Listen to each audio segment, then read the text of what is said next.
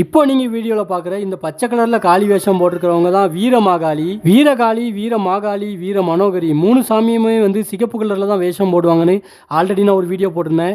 வனபத்திரகாளி, வனப்பேச்சி இந்த மாதிரியான சாமிகளுக்கு தான் பச்சை கலரில் வேஷம் போடுவாங்க. இவர் வந்து வீரகாளிக்கு பச்சை கலரில் போட்டிருக்காரு.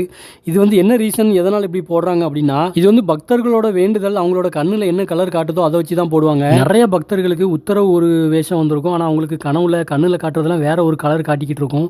இப்போ தாடகை பார்த்தீங்கன்னா கருப்பு கலரில் தான் போடுவாங்க, ஆனால் அவங்க வந்து சிகப்பு கலர்லையும் ப்ளூ கலர்லையும் கூட போடுறாங்க. அவங்க வந்து தாடகையின் வேஷம் உத்தரவு வாங்கினதுக்கு அப்புறமா, தாடகையோட அருள் இறங்கினதுக்கு அப்புறமா கூட நிறைய பேருக்கு வந்து வேறு கலரில் அறிகுறி காட்டிக்கிட்டே இருக்கும். நிறைய கண்ணில் அவங்களுக்கு காட்டிக்கிட்டே இருக்கும் கலரு. அந்த வச்சு தான் கலர்லாம் சூஸ் பண்ணுறாங்க. பக்தர்களோட கண்ணில் என்ன கலர் காட்டிக்கிட்டே இருக்குதோ அந்த கலரில் தான் சாமியோட வேஷத்தை கட்டுவாங்க. சாமி எந்த சாமி கட்டுறாங்க அப்படிங்கிறது வந்து எப்படி வரும்னா, இப்போ அருள்வாக்கு யாராவது சொல்லுவாங்க, பெரிய தலைமைக்காளி யாராவது அருள்வாக்கு சாமி ஆடிட்டு நீ இந்த வேஷம் கெட்டு, இந்த அம்மன் கெட்டு அப்படின்னு கேட்டுவாங்க. அப்படி இல்லைனா அவங்க குலதெய்வம், அப்படி இல்லைனா வேறு ஏதாவது ஒரு அம்மன் வந்து அவங்க சாமி ஆடுறத வச்சு அவங்களா சீட்டு எழுதி போட்டு உத்தரவு வாங்குறது, இந்த மாதிரி நிறையா வகையில் உத்தரவு வாங்குவாங்க.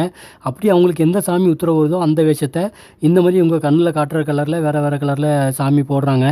என்ன கலரில் வேஷம் போட்டாலும் அவங்களுக்குள்ள ஒரு சாமியை நினச்சிக்குவாங்க. இந்த சாமிக்காக தான் நான் வேஷம் போடுறேன், இந்த காளி வேஷம் தான் நான் போடுறேன்னு நினச்சிக்கிட்டு அந்த சாமிக்காக தான் உண்மையாக விரதம் இருந்து போடுவாங்க.